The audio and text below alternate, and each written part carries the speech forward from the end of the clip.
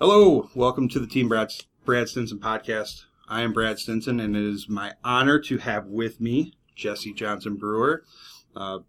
He's a combat veteran. Shit, do you want me to say that or not? You're okay, but it's Brewer. Okay. Brower? Did I say Brower? It's Brewer. Brewer? Damn it. There's too many people in my life. Welcome to Team Brad Stinson podcast. I am Brad Stinson. I'm sitting here with Jesse Johnson Brower. I did it again. Brower. Now that I'm thinking about it, I'm going to say it each and every time.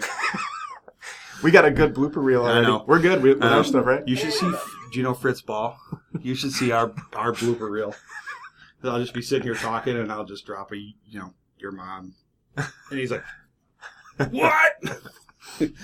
All right. Welcome to the Team Brad Stinson podcast. I am Brad Stinson. I'm sitting here with Jesse Johnson Brower. Great honor to have him on the show today to talk about all things veteran, and his story is a great one, and I'm happy to share it. He's not so happy, but I'm glad that he's here. How you doing, Jesse? I'm good. How are you? Not too bad, not too bad. So, first of all, thank you for coming on the podcast and helping spread the word. You're welcome. It's my pleasure to be here.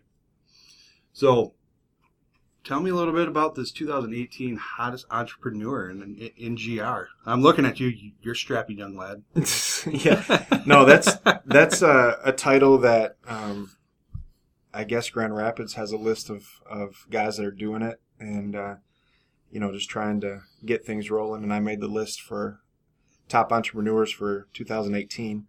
I don't know why I was picked necessarily, but I just keep my nose to the grindstone and try to do the best that I can, and I guess it got recognized by somebody. But it's you do have a lot of things going on with your foundation and a veteran disposal, and we will get there because that was not an easy journey, I'm sure. Yeah.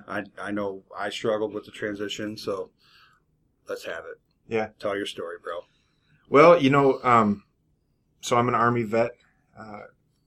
I'm very intentional now to continue to focus on what's happening today and where I'm going to go rather than dwell on the past.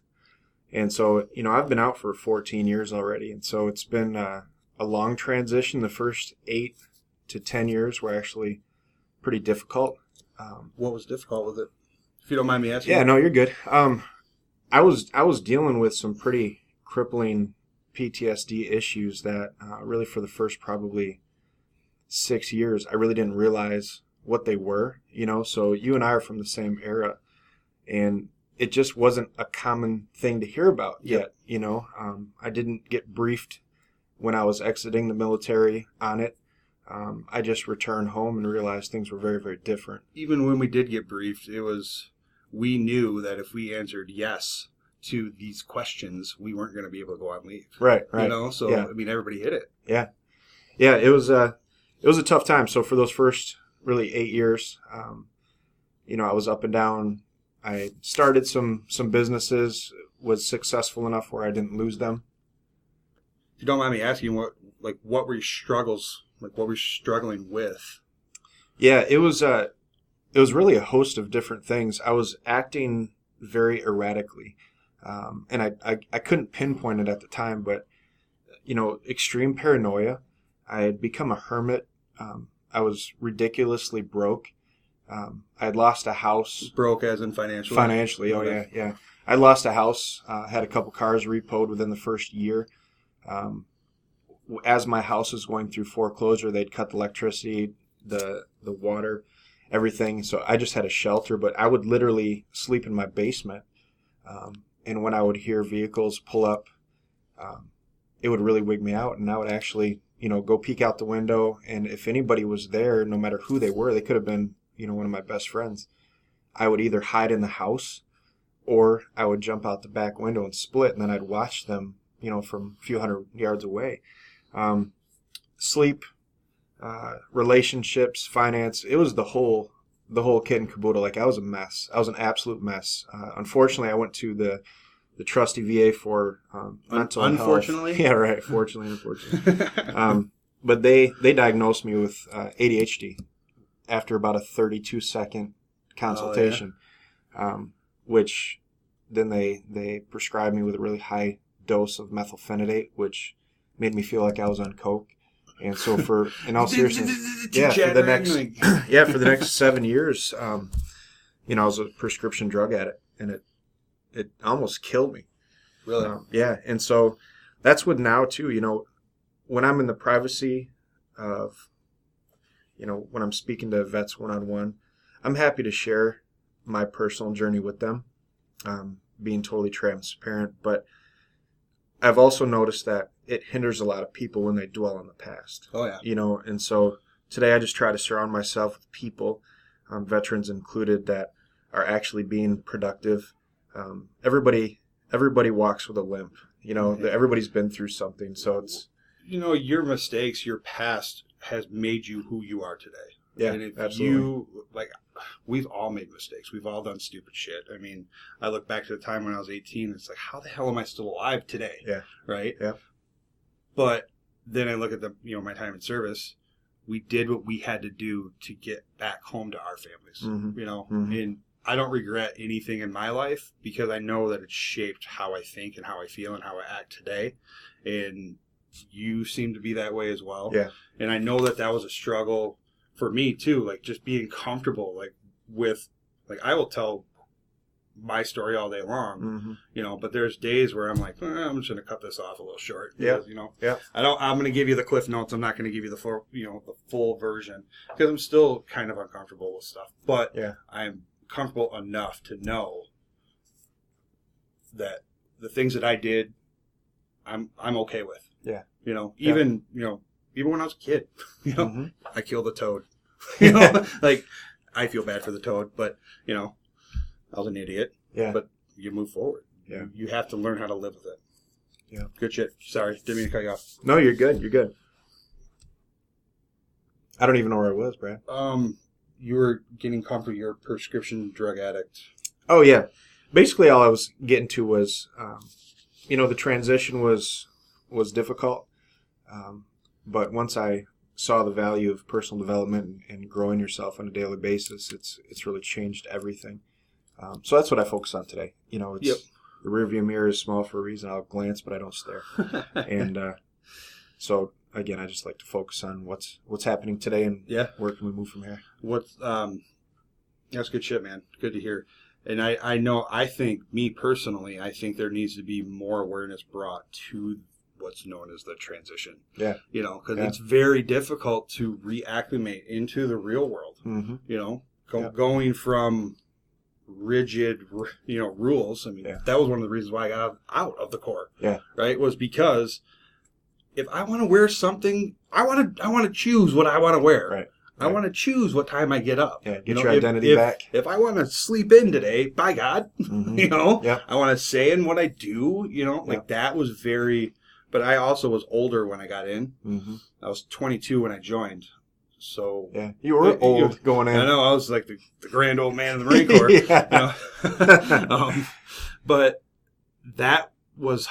that's why I wanted to get out, was because I wanted to get that back. But there's a whole nother element that you don't realize. Like, to me, time stopped, right? So when I came back, and I was 22, right? Yeah. So everybody's still in college and everything. Yeah. And when I went back at 26, they weren't in college anymore. They were buying homes. They were having, starting families in their career field. And I'm no further along than what I was when I was 18. I'm moving back home with my fucking parents. Yeah. It's like a big kick in the nuts. Yeah. Yeah. There needs to be more attention brought to that, I think. Yeah. Don't you? Absolutely. I'll never forget when I was signing the papers to actually leave my base. My last day, I had a good relationship with the command sergeant major. I skipped. You skipped it? Yeah, I skipped down to the S1 shack, got my DD-214, and skipped all the way back. Yeah. And skip, like you physically were skipping? I thought okay. I did not skip. But happiest day of my life. But, it was a time where I was sitting there, and I still remember the command sergeant major saying, look, all these cool things that you've experienced, and, take it even schools and just different experiences that were important in the military that set me apart from others. He said, nobody's going to care about that at all when you leave. And I just couldn't understand that, And so I still remember my first job application. It was actually at a gym, just personal training. Because I'm like, cool, as an infantry guy, my transitional skills are like, kicking doors or running. Yep. You know what I mean? Yeah. And so I'm like, well, I'll just get into personal training. But anyways, even on the job application, I mean, I'm listing these qualifications, weapons quals, stuff that, in all seriousness, nobody cared about at all. How do you articulate that? Right. To make it a benefit. Yeah, and so, coming back home, the transition back into the civilian sector was challenging, and just to learn the basic social skills. I know it sounds kind of lame, but it's true. Just how do you talk? How do you handle dealing with a civilian? Exactly. You hit the nail on the head with that, because it's very difficult to understand what was instilled in you. Yeah. Right? Yep. How do you make that work to your benefit when you get out? Because I know damn well if I handle problems the exact same way I did when I was in the Corps, I'd probably be in jail. Yeah. Because, we duke it out. Yep. Yeah. All said, just don't hit in the face, don't kick in the nuts. We're good. Yeah. Yeah. Whoever choked who out first won. Mm-hmm. Problem resolved, right? But, it took me a few years, I think, to really, and I still, to this day, I'm still finding out more and more stuff that, holy shit. Mm-hmm. That's from the Marine Corps. Damn it. Yeah. Is there something I did by myself? It's cool. There's benefits. I think a lot of the strictness, rigidness, if you want to call it, really helps somebody with discipline, obviously. Mm-hmm. But you're exactly right. I mean, one of my biggest downfalls coming back home was going to work. And it wasn't because my work ethic had an issue. It was because I didn't follow weak leaders. Yeah, and so correct. If the owner of the company or the foreman, I didn't have school, so it was right back to labor jobs. And again, if I couldn't respect the guy that was in charge, I would let him know. I would let him know in the way that an infantryman lets people know, and unfortunately that didn't work out very good for my employment. So that alone is an issue for most people. Speaking of on those lines, just to give who's ever tuning into this podcast, the disparity, the gap between how much money a veteran makes per year versus a non-veteran is substantial, right? So if you hire a veteran and you give them the proper guidance and training, mm-hmm. I mean, we ascend up the chain really, really quickly. Yeah. All right. So from last year, 2017, directly from the VA, non-veteran households made an average of $55,000 per year. A veteran household, $87,000. That's a $30,000 gap. Right. That's freaking awesome. But it is. It's that's also on us too, mm-hmm. right? Because we have to be comfortable with.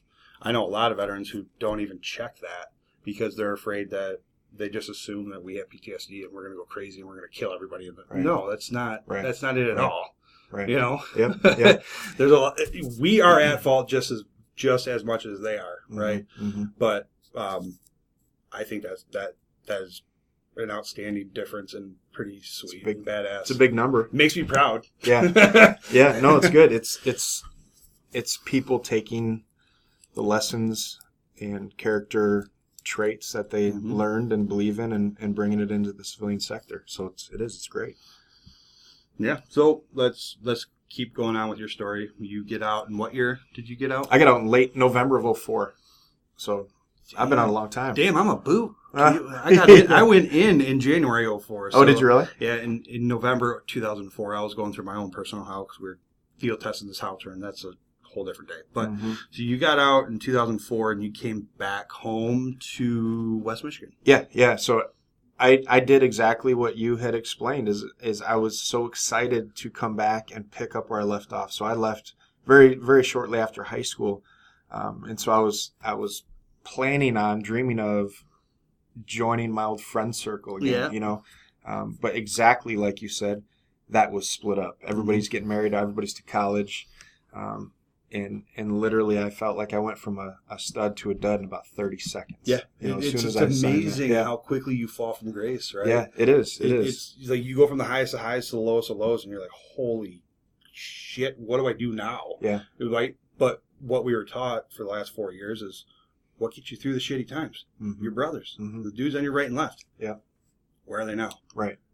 And that infuriates me. The fact that when we're active duty and we go to war, collectively, Air Force, Army, all of us, mm-hmm. we are the baddest fighting forces the world will ever know and will ever see. Mm-hmm. Right? Mm-hmm. We kick ass and take names. Mm-hmm. We storm Baghdad in record time, the fastest, right. Ground assault, that was fucking awesome.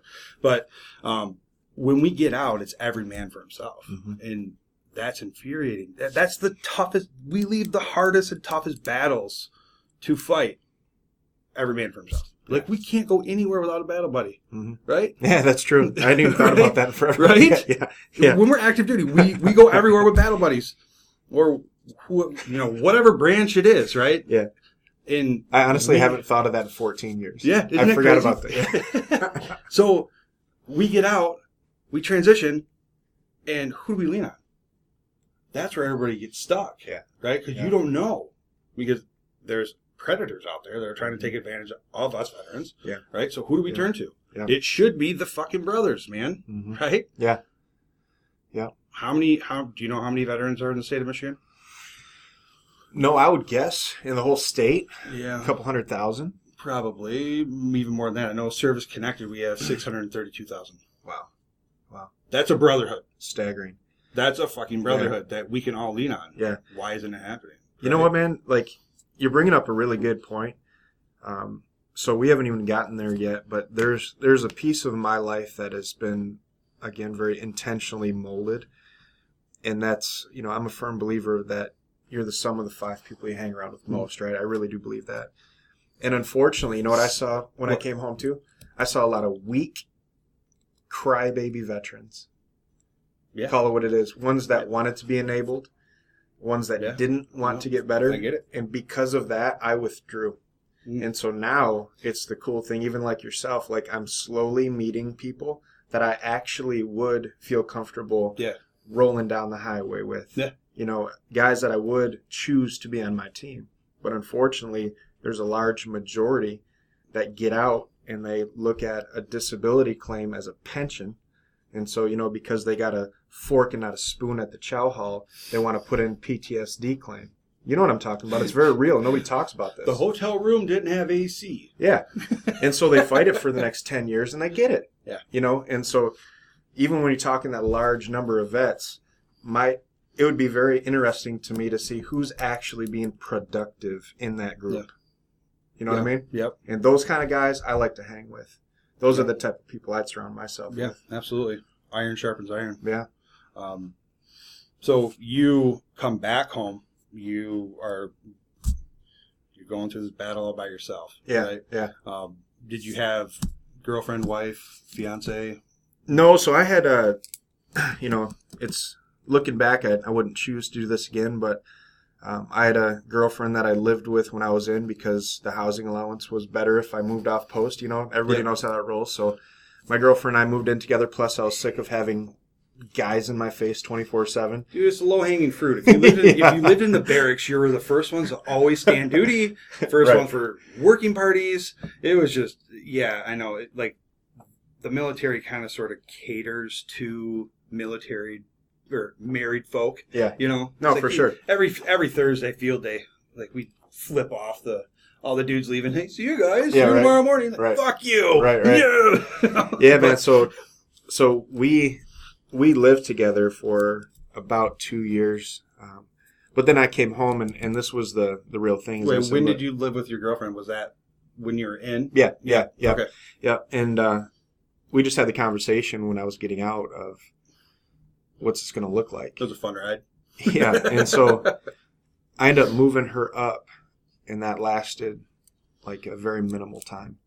It was different, wasn't it? Oh, it was massively different. And I was really, really, really struggling with things, and I didn't know it yet. That's the part. When I look back on this stuff that I was doing, it was parasuicidal behavior. It really was. Were you chasing the adrenaline high, or what? What? At that point, I really wasn't. That's the thing is I was really mentally struggling. So You know, you look at things that are common everyday life.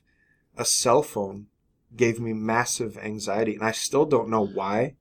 But if I would get a call that wasn't expected, it would send my adrenaline through the roof, anxiety, so much so that I would throw the phone away. I mean, I would go through cell phones like crazy because I would literally throw it away, throw it out the window. And this is just from a random... Yeah, like this is one of those things, like, I don't know why I was doing this, you know? Oh, okay. I still don't have, like, I didn't carry a cell phone. No bad news came through a cell phone or anything like that. It was just a weird thing. But what was happening is I was becoming a hermit, and I was secluding myself. So, you know, any real form of external relationships, I would cut it off. So I really didn't talk to my parents a whole lot. My sister I didn't talk to very often.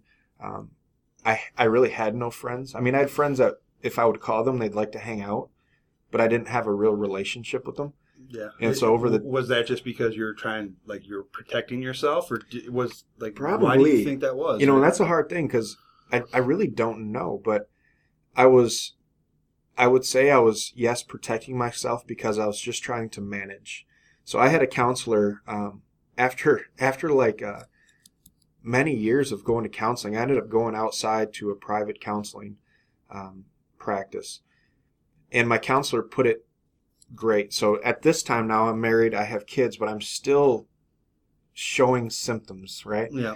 And one of the things that I would do would be I would constantly wash dishes at my house. I had young kids, and it's like a weird thing, but when I was doing that, I could focus looking out the window, and I was just barely mentally hanging on. And so the way she put it to my wife was, when he is doing that, that's just an action that he can do that it kind of pulls him away from the family because he's working, right? He's doing something. But she said, imagine if he's on, you know, a 8-lane highway in LA during rush hour, driving, you know, and he's just doing everything he can not to get in an accident, to stay on the road. And all day there's people tapping at him, hey, look at this, turn up the radio. You know, even a calm person will get upset at that because you're doing everything you can to focus on keeping that car on the road. Well, for, you know, 8 years, I was doing everything I could just to focus to keep myself on that road. Yeah. And so every relationship was a distraction. Everything in my life caused an issue because I was just barely keeping my sanity. That makes a lot of sense. You know what I mean? You know, that does make a lot of sense. I know I have the same issues too, and I'm not trying to draw stories or steal from yours by any means. The whole purpose is to share and help. If we can help one person with this podcast, fucking A, we did our job. right? You know, I notice that I pull into myself.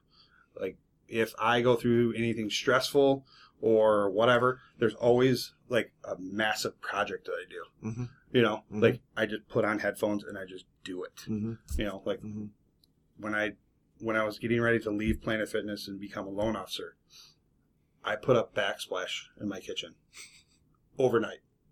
Right? I mean, it was just my way of decompressing and really focusing on, okay, you know, this is the path I want to go down. Is this path safe? Mm-hmm. Right? I mean, that's what we're always taught, right? Mm-hmm. Recon the area, you know, all that good, you know, good shit. And the only way I can do that is if I do something where I have to focus 100% on what I'm doing, or else my mind is everywhere. Mm-hmm. Right? Yeah. It's real stuff. I know, real talk. Yeah. So you're, what really helped you flip the switch? Mentorship. Kick the bitch's ass. Yeah, right? Mentors all day. So, like I had said, when I came out, I couldn't associate myself with weak leaders. Mm-hmm.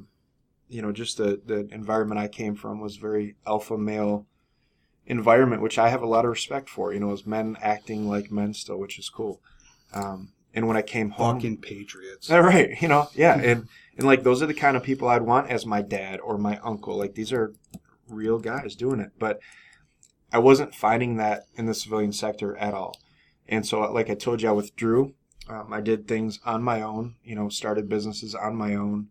I would do everything on my own. So you're talking about your backsplash. I would dive into creating businesses and stuff because it would take my time. It was fun for me.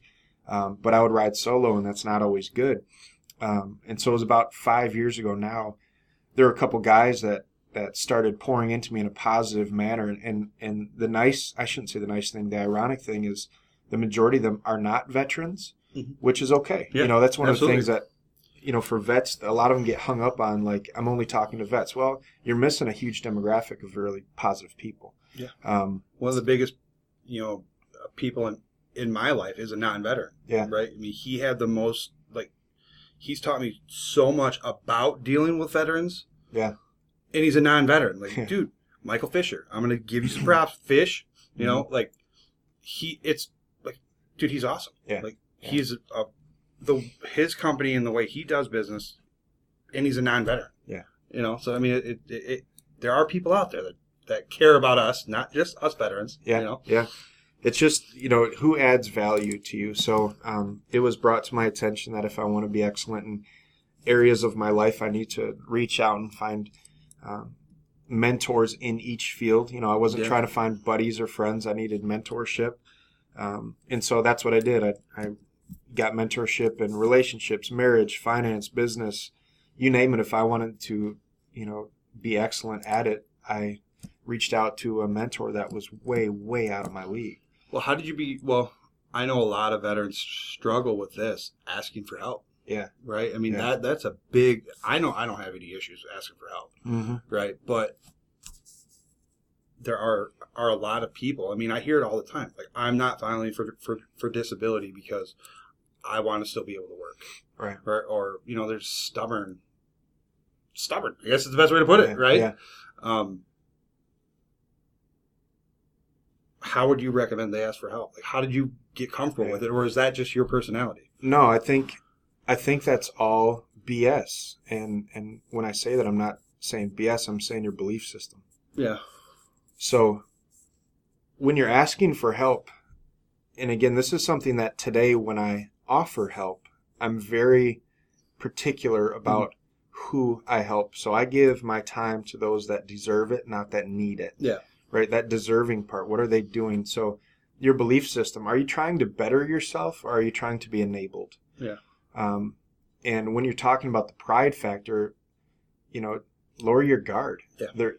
It depends what you're asking for, Yeah. So if you refuse, and this is real stuff, if you refuse to go get a job and you're at the mission asking for help to get food, you probably should feel like a punk, because you should be working if you're able. You're 25, 26, 27 years old. You are not broken. Right. I mean, you might be broken at this particular time, but you can be healed. Right. And there's still things that you can do. So whenever I'm talking about this, I'm very intentional too to say there are organizations put in place to help people, and those are necessary organizations. So, the food pantry, for example. Mm-hmm.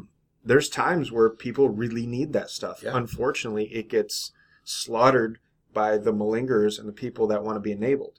Right. And so you lose that real benefit because the guy next to you in line has been doing it for 10 years and he's going to do it for the next 10.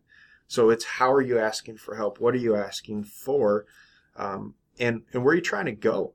So I would just encourage people to seek mentorship in whatever area you want. Don't get one guy for everything. So obviously we were talking before this podcast, I know nothing about VA loans, right?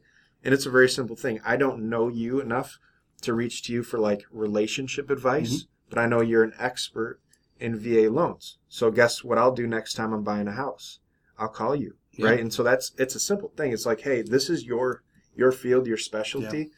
Teach me, guide me. Mm-hmm. And that's totally good. Everyone should be doing that. Yeah. On the same breath, you should do that for other people. Correct. Absolutely. And what really helps me, and what, I'm going to ask you this question here in a moment, but what really drives me, makes me go on a daily basis, is the effect that it has on me when I help somebody else. Yeah. I make a difference, right? So me getting involved in, telling you, you can absolutely have more than one VA home loan. You can, it's not a one-time use type thing. It's not a one-shot, one kill thing. that's 100% false. Mm-hmm. And that's spread by other veterans, by the way. Right. You know, Right. but, you know, knowing that I made a difference and good or bad, right, really drives me forward. It helps me be comfortable with what I did and, you know, being a proud veteran. Yeah. Right. So what drives you? Yeah. A lot. What you're saying, I think, is absolutely accurate too. Before I get into specifically what drives me, anytime I'm in a lull, right, or I'm just going slower than what I like. Every single time I help somebody, it fuels my fire again. Yeah. You know, absolutely. so even people that are, you know, say still on the bottom, just trying to get things together. Once you've overcome one small obstacle, help somebody else overcome that, and it'll fuel your fire again. Yeah, Brad, when you're talking about the type of person that's willing to push through a difficulty, you know, you see it all the time, and this really shows the two different demographics of veteran. You know, this goes when you're putting everybody in the same organ or the same group, saying vets are good employees. Well, some are. You know, there's that 10% of every demographic. There's that 10%. Yep. Right. For the most part, we make up a very honorable demographic. Yep. Right. Yep. But you do have that 10%.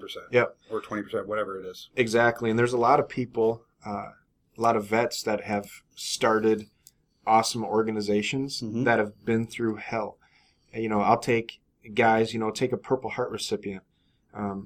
You've been around that. I've been around it. There's, you know, I saw Purple Hearts be given out because, you know, you're walking past a Humvee and caught your shoulder on something, right? And so it's typically, if you have the privilege to write yourself that Purple Heart, you got it. So a lot of brass walked around. Yeah. You know? But on the same note, when I'm in the civilian world today, I see a lot of those people that walk around, and that's the first thing you see is the Purple Heart.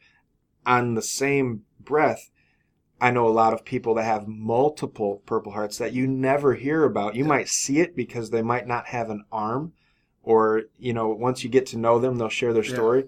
But they've created awesome organizations, not built on their crutch, but built on the power that pain has given them. That pain fueled their passion. Yeah. You know, and so those are the kind of people that I just mesh well with. Like, you know, if we've been friends for 2 years and I finally see you in shorts and you have a stub, like, cool, let's talk. You know, because you didn't lead with that.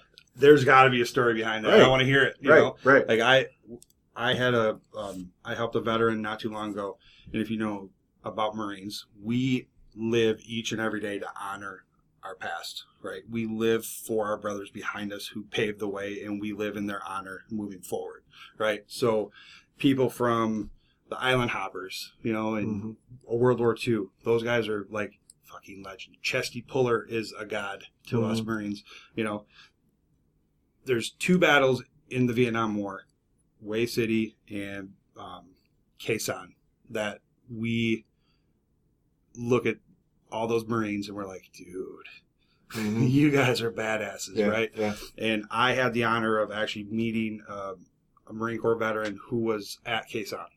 Right, he was part of that battle, and if you know anything about that battle, it was an outpost, right, close to the DMZ zone, and they were attacked by an exorbitant amount of troops, right? I mean, I don't know the exact numbers, but it was more like 5 to 1, 8 to 1 kill ratio, right?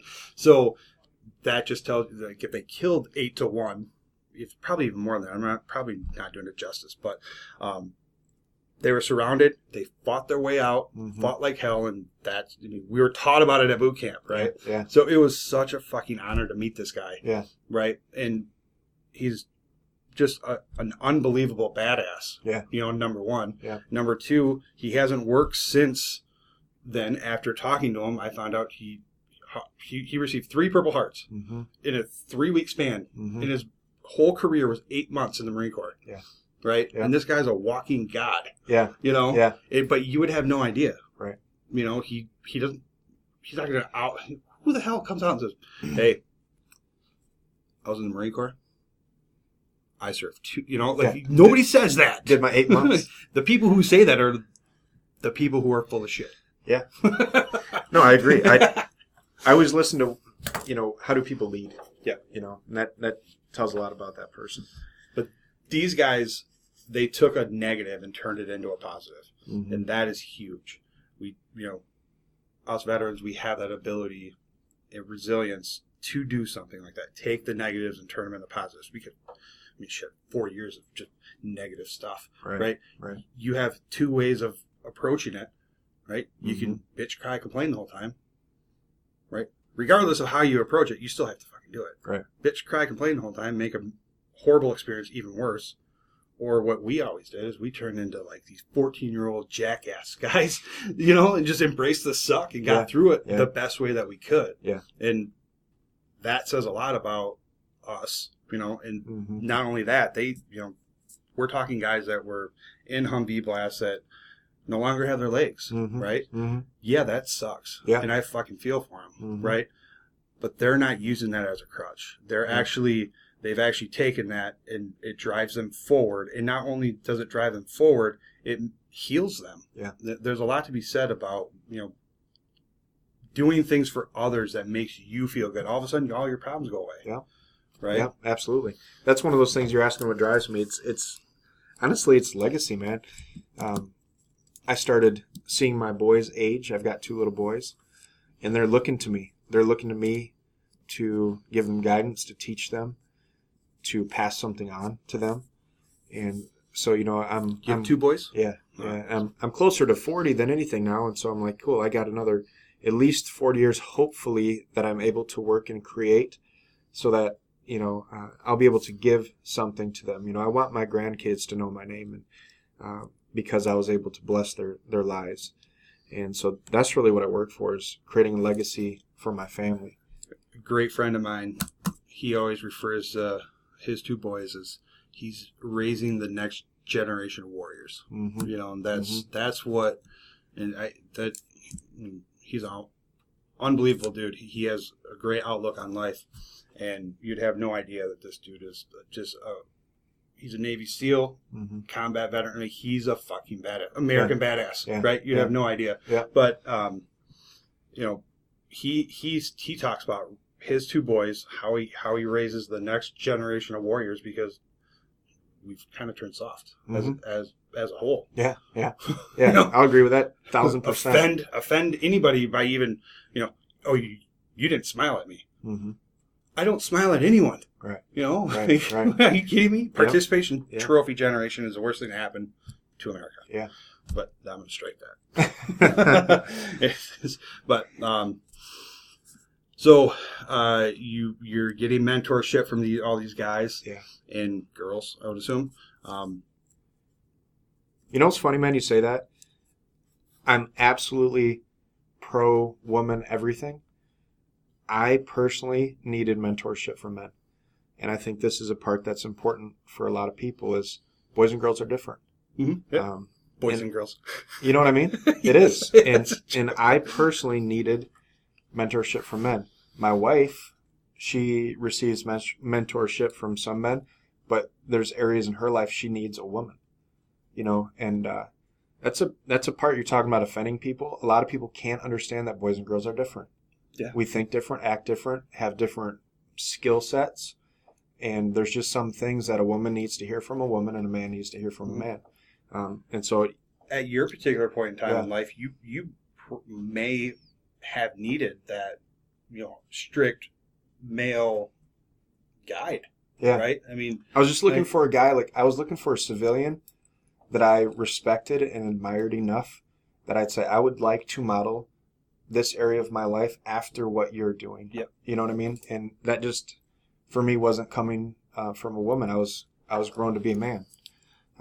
And so that's the type of person that I looked for. Okay, so you are struggling, you're battling your demons by yourself. Yeah. You start reaching out to people. Did you go back to school? I went back to school multiple times because it paid me, and so I'm serious, true. Man. That's 100% true. I'd become a professional pawn shop guy.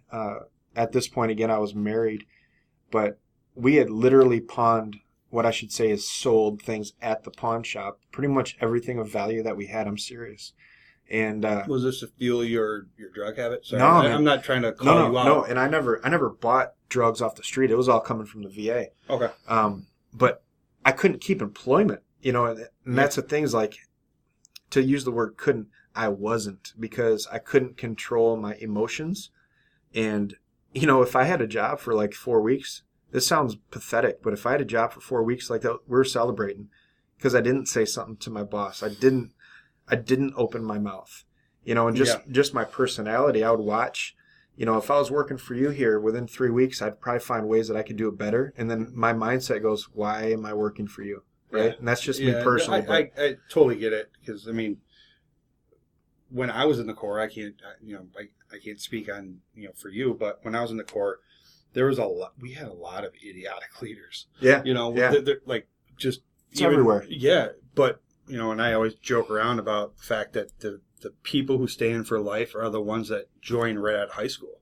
Because when you're 18 to 22, you learn so much about life. Yeah. But you have the safety net of your parents, and you have the safety net of, all the, other factors. In the military, you also have that net. It's not only a net, it's like a tether. You can only fall like 2 feet, right? So, you have no idea about balancing a checkbook, what credit is, and, payment, having to make a rent payment. What is it more? You have no idea. Yeah. So when it's time to get out or re-enlist at 22 years old, most get out, and then within a couple months they're back in. Yeah. And that's where, so these are our leaders, right? Yeah. And we had a first sergeant that I just could not believe, you are so fucking stupid. But he'd been in for 40 years? Yeah. Your approach on life is that of a 4-year-old. Yeah. Your problem solving skills are embarrassing. Right. And you're leading us in combat? Right. Oh my God. Right. Right. No, you're spot on. You're spot on. That's when you're looking at leadership, I'm not looking at time in. I'm looking at what are you doing now, How did we get here? Something about, you were talking about going back to school, getting paid. Oh, yeah, yeah.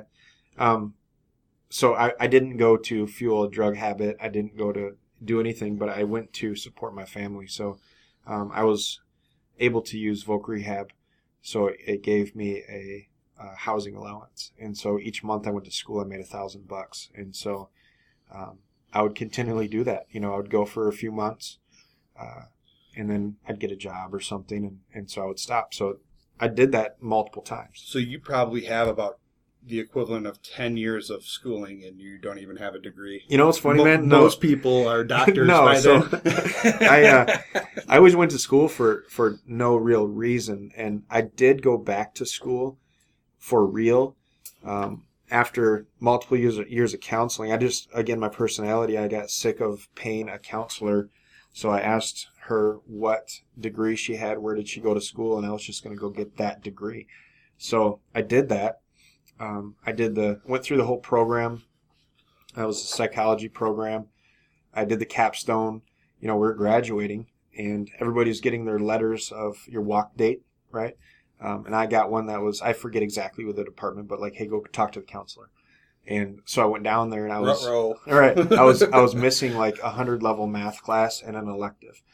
And so I just had the conversation with the counselor, you're literally forcing me to take these waste classes, which is going to eat another 6 months of time and all this money, so that I can graduate when I've already done all of the material required for that specific. So I said, well, screw it, I'm out. I don't really care. I'm not trying to be a counselor. I just wanted to learn for myself. So I'm literally 2 classes shy of a degree, and I don't care. That's awesome. Yep. Yeah. Well, you're a failure. No, I'm just kidding. Yeah. No, it's all good. So that's going on, right? Where are you at mentally? Are you stable at that point with school? No, with everything that's going on, are you stable mentally? Today? No, when you were told you're not graduating. Oh yeah. I was stable. I was ready to move on. I was prepared to move on. I wasn't trying to be a counselor, so that diploma meant nothing for my career. Yep. So yeah, we were good. We were good. It was. What year was that? Good question. I think that was probably 2015, probably. All right. 16. So within the next 3 years, you became the hottest entrepreneur in Grand Rapids. Yeah, one of them, right? Yeah. Let's talk about that. Let's get there. Yeah. So I love business, and there were some things in my life that happened that really opened my eyes to my nature versus my nurture. So this is a really long and lengthy conversation. I'll keep it really short. I was adopted when I was a child, and I had the opportunity to meet my biological family when I was in my 20s. My father had just passed away a few years prior, so I just missed him, so I never got to speak with him. But the upside is I have a great relationship today with my biological family, my dad's side, cousins, aunts, uncles. I've got a grandmother still. My grandfather, though, I missed the opportunity. I met him a few times. Your biological? Yeah. Okay. Yeah. And I met him a few times, but I wasn't prepared to sit and get in depth with anything of real meaning with him. And he passed away, and I missed that opportunity. So today I study him because what I didn't realize was he was massively, massively successful in business. Still today, when I sit with my aunt and my uncle, I'll ask questions about things he did. I don't even need to know specifics. I want to know what fueled him. Yep. How did he do it? How did he think? Because what I noticed was it's almost like the Kiyosaki Rich Dad Poor Dad thing. It really is. So the family I was raised in, great family, all normal stuff, not an entrepreneurial mindset. Mm-hmm. And I never vibed with it. Like I told you, if I worked with you for 3 days, 3 weeks, whatever that is, I'm like, I could do this better. Why am I making you money? I could do this myself. It's always been like that. And so once I realized, like, it's in my blood. Yeah, now it's all making sense to you. Yeah, because, that door just opened wide, and I'm like, I'm going to do it. My grandfather was able to create a legacy for his descendants, right? Yeah. I was adopted.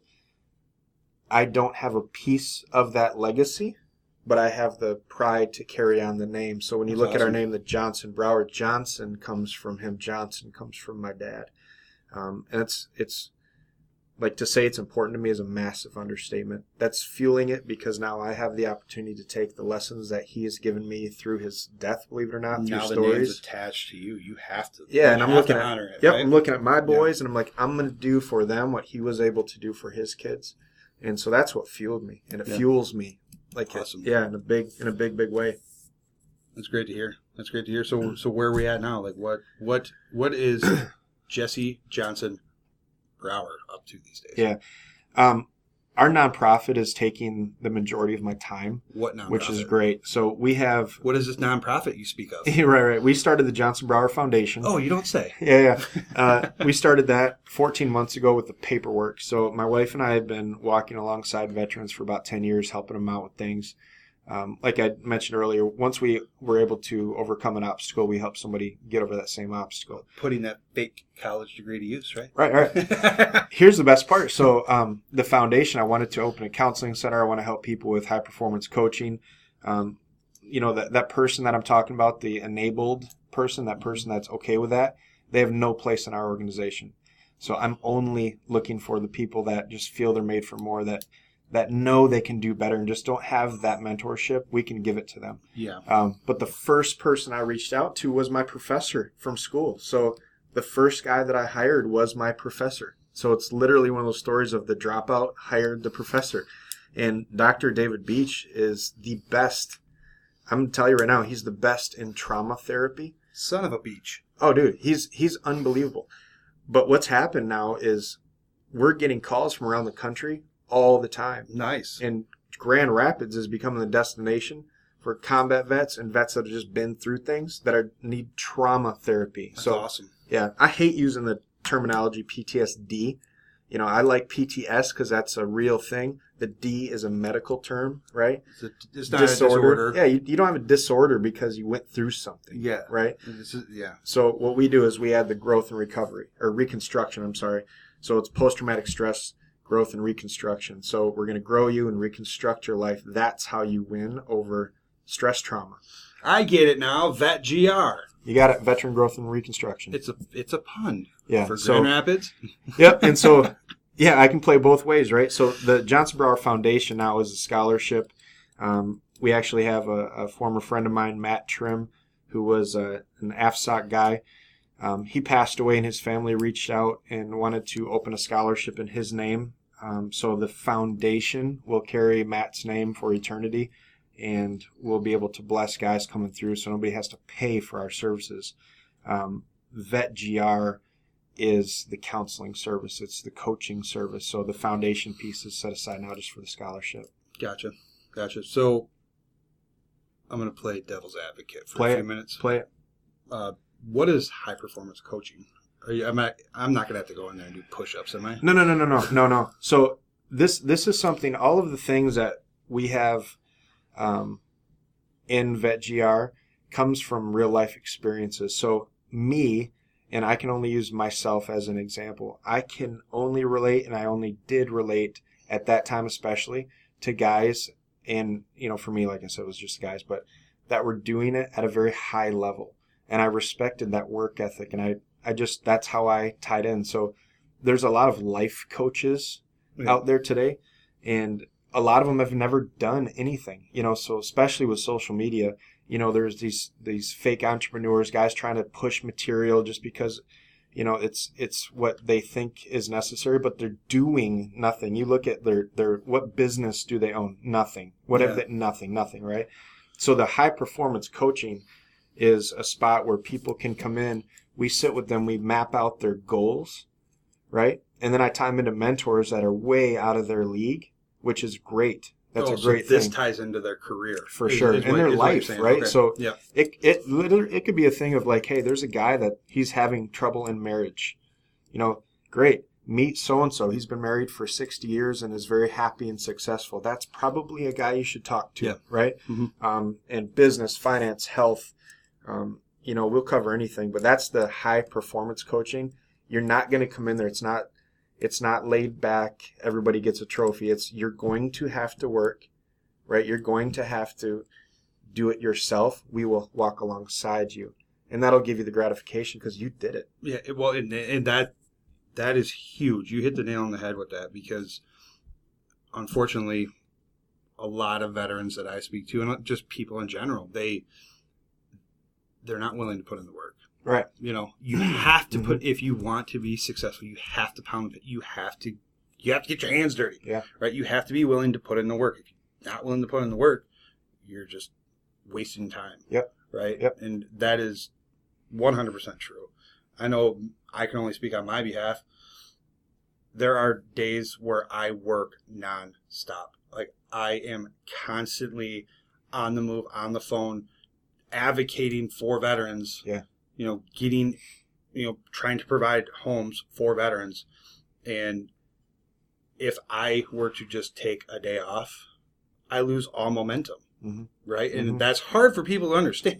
Yeah. Momentum is key. You build off of it. Like I look back over the last year, I have grown so much, and the amount of time that I've grown has been small. Mm-hmm. Right. So the things that I was doing last week, this week, I'm like, dude, it's so much better way to do it. Yeah. Like you just you build off of it, and if you stop and you're not willing to put in the work, it's going to take, if you just here and there, it's going to take you forever. Yeah. And it's never going to get off the ground. Yeah. You have to put in the work. You have to be willing to get dirty. Yep. It's an apple a day, not 30 apples at the end of the month. You know what I mean? Exactly. I always say growth happens daily, not in a day. Yeah. So it's necessary. Great metaphor. I love it. Yeah, you can steal it. I don't. Look at me. I don't eat healthy. My body will just reject it. So, you started your foundation. Yeah. Which you just moved into a new building or a new office, correct? I was just there last month. Yeah. So beautiful facility. Yeah, thank you. Nice work. Well, it wasn't you. It was probably your wife. I could tell. It was the decorating. Yeah, she's great. So, yeah, we moved in there in March, and I'll tell you what, it was an eye-opener in the veteran community. So I had withdrawn from the vet community because the stuff that I was seeing was actually quite appalling to me because it was the enablers. It was the guys that they can't get over their short time and 30 years ago, and they've done nothing to this point. Yeah, and to hit on that, what you're referring to is, I could be off base here, but when the Vietnam veterans came home, America as a whole was, divided. Mm-hmm. The war in Vietnam, there were, very few people agreed with it. It was a draft war, right? Mm-hmm. It not only was it a draft, it was an entitled draft. So if Right. you were not in school, you were going over to Right. Vietnam. Right. And back then, student loans were a thing. So Mm-hmm. you only went to college if you could afford it, Right. right? Right. So the poor were going in, African Americans were going in, and there's just, right? So they went overseas because they're poor, right? Mm-hmm. They go fight in this war that they may or may not agree with. They do some stuff, come Mhm. back home, and they are received like they are the worst things ever, Right. right? I know when I came home, I kissed the ground. You probably did the same Yeah. thing, Yeah. right? And I was received with, arms wide open, Yeah. right? And that was huge. Yeah. They were not, Mhm. right? So Mhm. I get that. But I think the pendulum has swung completely the other way, Mhm. to the point where it's, it's great, but I think it needs to swing back to the middle a little bit because we are creating the enabled Absolutely. ones. Absolutely. You nailed it, right? So I love the Vietnam era guys. They're badasses. I still, every single time I see them, out and about, I make sure to make a point to tell them welcome home, Me too. And I'm telling you the truth. It almost brings me to tears Mm-hmm. every single time. And I get chills every time I talk about it just because it's like these guys paved the way for me, right? Right. Kind of like what I said. Right. Every branch, that era, they paved the way for me. They made it so I could do this. Yeah. Right. And it's different now. It's a different outlook. It is. And so what you said, it swung so far the other way that, you might have somebody that got a little bit of sand on his boots and sat behind a desk and he wants in Qatar. In Qatar. And he wants to come and walk the streets posturing up like Rambo from the Vietnam era. Yeah. And they carry that and they refuse to work forward because they're like, I'm entitled to all this great stuff. Well, guess what? You have benefits, maybe, if you earn them. You're not entitled to anything. And that's what I love. I'm telling you the truth. These Vietnam guys, there's many lessons to be learned. Yeah. Right? Today, you will meet Vietnam veterans that are successful. Now they're retiring and stuff, right? That's the age. Yep. But you don't see their DD-214. You don't know that they served. And Vietnam was nasty. Like, yeah. Iraq is nasty. It's a different kind of nasty, Yeah. right? Humid, muggy death. Yeah, just terrible. Yeah. It was terrible. Yeah. And beautiful country from what I hear. Right. But, the guys that I have a lot of respect for are the ones that have continued. They've built a good life. They have, things in line.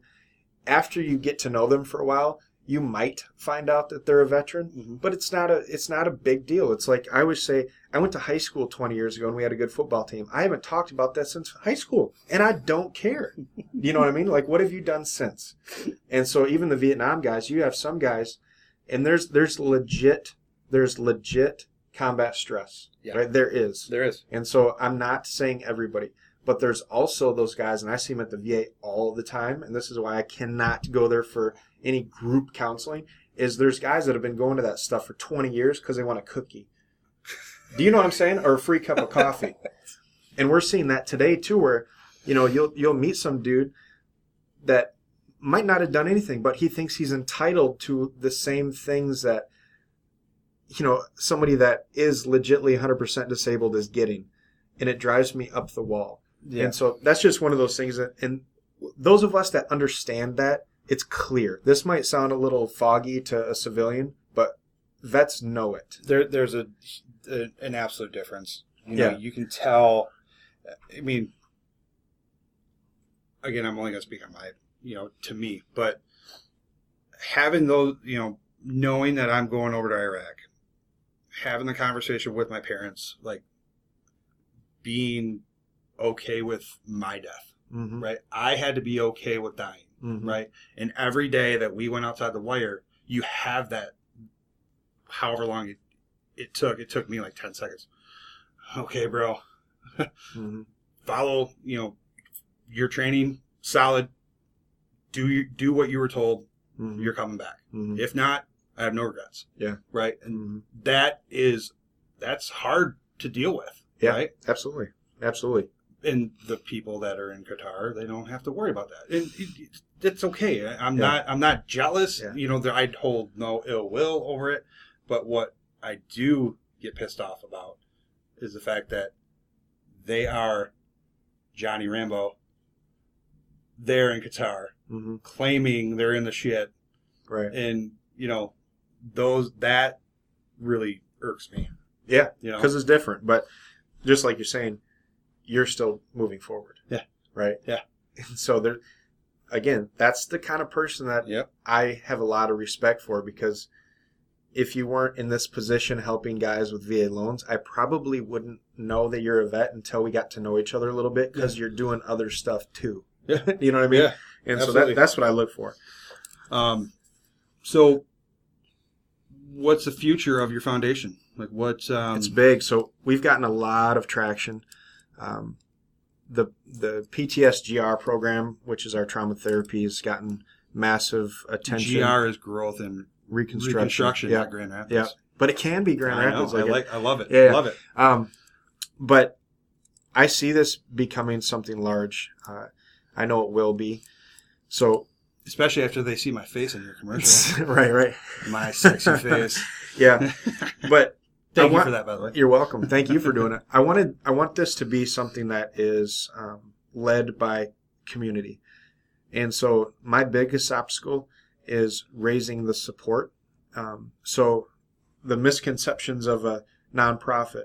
There are nonprofits that run on total volunteer status. That's okay. You're going to get a certain level of professionalism there.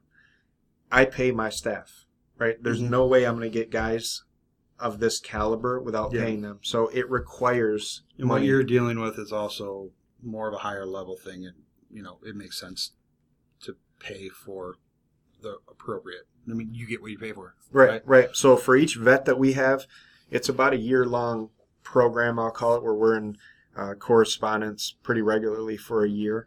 The cost is just over $8,000 per vet.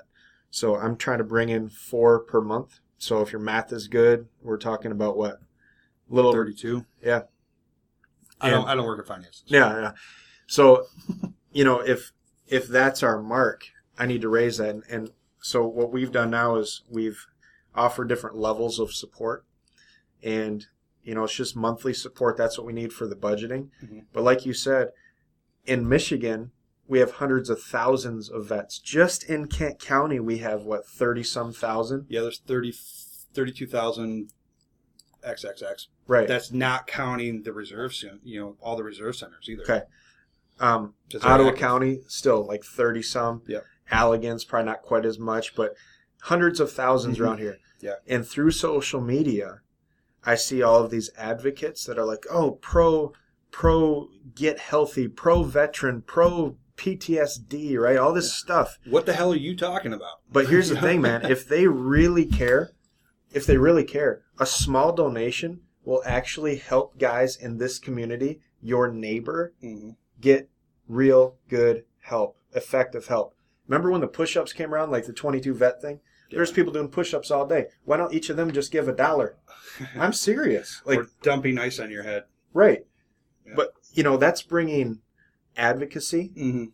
But I'm about action. Yeah. And so when I have to tell a guy no because we don't have the funding yet, for me personally, because I sit on that side of the desk where I'm like, I see the numbers, it's so frustrating because here we have a group just from Kent County it's a veteran-to-veteran PTSD group. Yep. 75,000 members, right? Hey, could they give a quarter? That's the way I look at it. Put your money where your mouth is. If you really care. And for veterans, it's your insurance policy. Yeah. Because when you do need us, it won't be out of your pocket. Yeah. So. So if a person wants to donate, where do they go? Yeah, they go to vetgr.org. It's very simple. Hit donate. and it'll give you the option where you can do a monthly donation. That, like I said, that's really what helps us out long term, because we can budget. If you can just do a single gift, there's an option for that too. But we're just looking for support. Like I said, I tell veterans, that especially combat vets and guys that have been through things, this really is kind of like your insurance policy, because you might not need it today, but who knows what next week brings, next year brings. And for family members, it's just a thing. Everybody, I shouldn't say everybody, high percentage of people have somebody in their family or a friend that now has been overseas or has been through some things, right? It's been 15 years of wartime, essentially. Well, actually, I mean, if you want to get technical, we've been at war since August 2, 1990. Right. There are people, like I talk to a lot of people that have never known peacetime. Yeah. Right? Yeah. Yeah. So, but I mean, yeah, because you had the Operation Desert Storm, then you had all the crap going on in Africa, yeah, Black Hawk Down, right, right, and then some other small conflicts here and there, and then Afghanistan, Iraq. Yep. So insane. Yeah, we're trying to offer the best services, the best help we can for these people, and it just requires support. And so again, if some of your listeners have a family member, if they themselves have been through it, honestly, at the end of the day, if they just care, even $10 a month will go a really, really long way. Yeah. It's not a thing where you have to give $1,000. Like $10, that would go a really long way from a lot of people. So, do we need to do a commercial with a starving baby and say, we have one a out? Penny it's a you, day. right? No, I'm not a starving baby. Look at me. I'm not a starving baby. I'm a baby, but I'm not starving. Yeah. Like a penny a day. It's real, I tell you what, Brad, until I sat on this side of the desk, I would see those commercials. I'm like, what a joke. I know. But a penny a day from everybody in America, that adds up real quickly. Oh, yeah. You know what I mean? I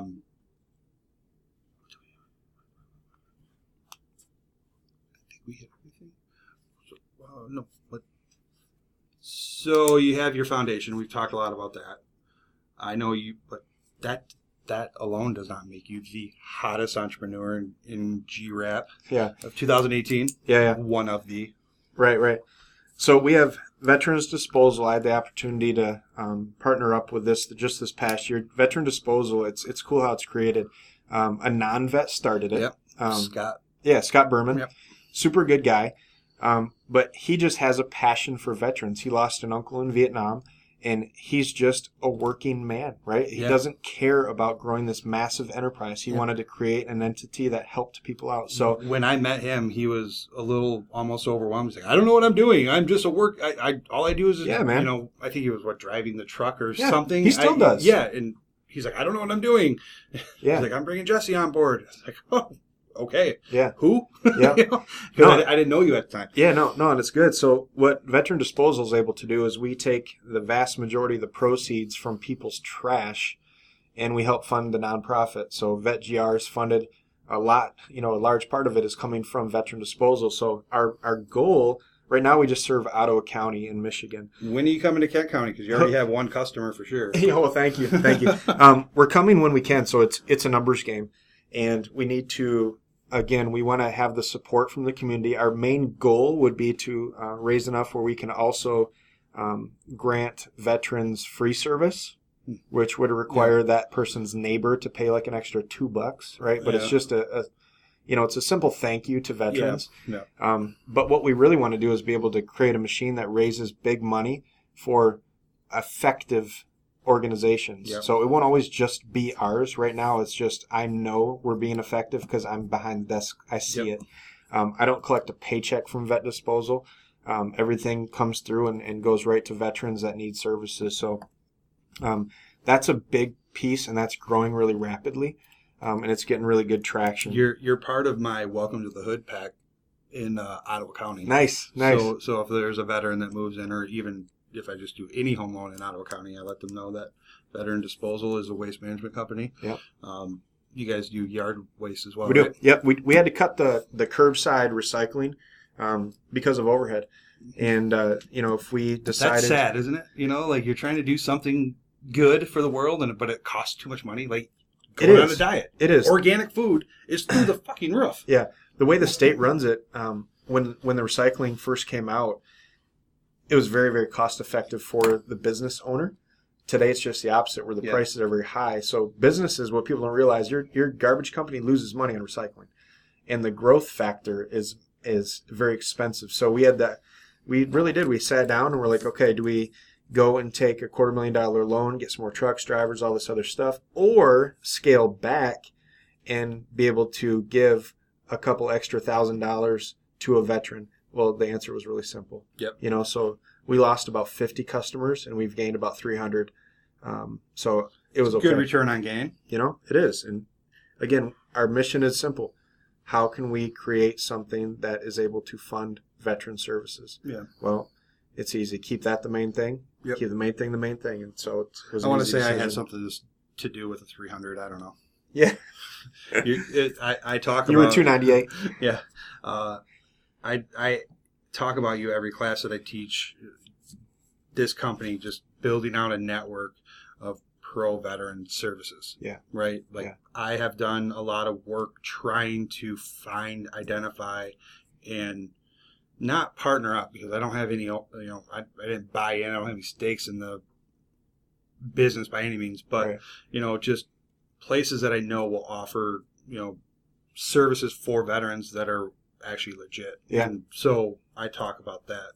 If you ever have a person who buys in Ottawa County, here's your waste management. There's no other. Yeah, it's a no-brainer. Like, if you give a rip about vets, obviously you probably don't care the guy that picks up your trash. Like, as long as it's gone in the morning, everyone's happy. And he's, I know there's times where you're cleaning out your garage and you have the shit on the side of the dumpster. Yeah, right. If that guy will actually take that, instead of leaving you a nasty note. Like, I got scolded by the GR trash guy because I didn't have we just moved into the GR town limits, right? And we have to GR trash works as you get the dumpster and you have to buy a tag. I didn't know you had to buy a tag, right? So I put my trash out and I get it was a legit ticket citation for not having a tag. And it was like, are you kidding? Right. What the hell? Right. Why are you... Yeah. I'm being treated like a 5-year-old now. I'm getting scolded for not having a fucking ticket. Yep. And he didn't even tell me where I could get the tickets. That would be helpful, guy. Yeah. That dude named Google could probably help you out with that. But it was just a fact of the matter. Trust me, I hear you. If you're going to point something out, at least provide alternatives, like ways to solve the problem. You should see now, even there's other waste companies, and this is what gets me too. They're claiming veteran ownership. They're all of a sudden, and I call them and I say, but no change of who's the vet? Change of management. Yeah, who's the vet? It's my dad my third brother on my mom's side. It's exactly the stuff they're doing. I'm like, this is such a.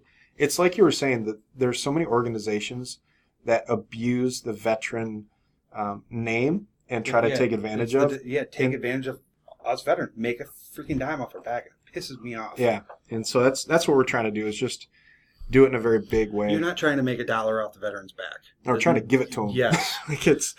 So that's, to be honest with you, Brad, everything that I'm involved in as far as business now, I personally have not taken a paycheck from my businesses in probably 18 months. It's because you're the hottest entrepreneur in GRAP, man. You don't need... Dude, but it's the... No, it's okay, but it's the mission focus, right? And so exactly. How can we create entities that will fund veterans going through these services? Well, I need to create businesses that can allow that type of revenue. Yep. And so that's where we're at today, is just creating different entities that will actually help veterans. So if I were to move to Ottawa County, how do I get a veteran disposal services? Yeah, hit up veterandisposal.us. That'll take you to the website. Just request a quote. .us, not .com? Yeah, .us. Okay. And it's very simple. So I did that intentionally. I appreciate it. .us. Yep. And we'll get you taken care of. Awesome. And American Stipple? Stipple. You don't know stippling? No. What? Oh, great. All right, so this is just fun because I'm sitting with a combat marine. He doesn't know stippling, which is fantastic. It might be that language barrier that we were talking about earlier. Like, you call it something else? No, stippling, for guys that are in the tactical community or just guys that like carrying guns, stippling is when you take a polymer weapon and you actually use a soldering iron and melt the plastic, so you're creating a permanent grip solution. So it makes your weapon grippy. Yeah. Well, yeah. Okay. No, so you didn't give me crayons. No. My partner in that, he's a Holland police officer. That too, it's a fantastic thing. It's, we help out the police departments, we help out vets, but it's just a way that we can also create revenue to help fund vets. Playing with fire and melting plastic. It's great. It's great. It's awesome. Yeah. I've heard of that. I just never knew it was called stippling. Stippling, yeah. Do you carry? No, not yet. I've always thought my wife she would not allow it, Yeah. So I dropped the nugget a couple years ago, and she's like, "Yeah, let's do it." Cool. When you do, I'll hook you up. It's been a process with her, just being, financially sound, because she went through school. I changed careers. Yeah. So it's, we had a wedding in there, a destination wedding. Yeah. So I mean, yeah. I'm giving you all the excuses in the book, but I'm buying one probably within the next month. Well, the offer stands. When you do get something, if you want it, I'll stipple it for you for free. Oh, well, I appreciate it. But what else you want to talk about? Hey, man, I just appreciate you inviting me onto your podcast. This is a thing. We're just trying to partner up with stud vets and help guys that are deserving. So guys that are looking to buy a house, you're the man. If you're having issues with some stress trauma, I still call it, combat fatigue, PTSD, PTSD, adrenal fatigue. I've heard that quite a bit, and and I don't even know if that's really even. It has to be true-ish. If you drink enough coffee, it can be. Yeah, you can chase the high again with monsters and stuff. Yeah. But I have noticed within the last, I've been becoming an advocate more and more, like you become bigger and bigger, louder and louder, if you will. Mm-hmm. There are a lot of organizations that are trying to do things. They just don't, either they don't know how, or they're full of shit. Yeah. So it's always good to sit down with a person. Like I always say, if you're the smartest person in the room, you're in the wrong class. You're in the wrong fucking room. Right. Like I always try to surround myself with people that make me better. Mm-hmm. And it's an honor to have you on the podcast. And, I learned stuff from you and vice versa. Mm-hmm. Iron sharpens iron, man. We're not, in no way, shape, or form are we, we're on the same team. Yeah. I mean, that's what it all boils down to. We're all, trying to advocate the best that we can. Some people are doing it wrong. Okay.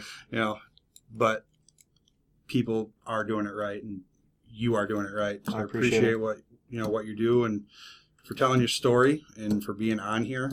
And let's do it for our brothers, man. Sounds good. Thanks, Brian. Thanks, dude. You bet. Knuckles. Even your hands are bigger than